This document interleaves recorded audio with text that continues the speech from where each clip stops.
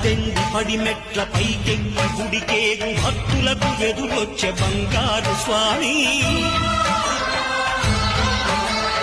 ఇరుముడులు స్పృశించి శుభమును దీవించి జన బృందముల చేర జగమేలు స్వామి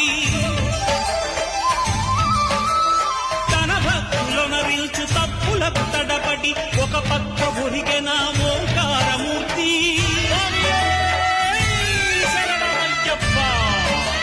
స్వాములందరూ తనకు సాయము కాగా ధీమంతుడై లేచె ఆ కన్య స్వామి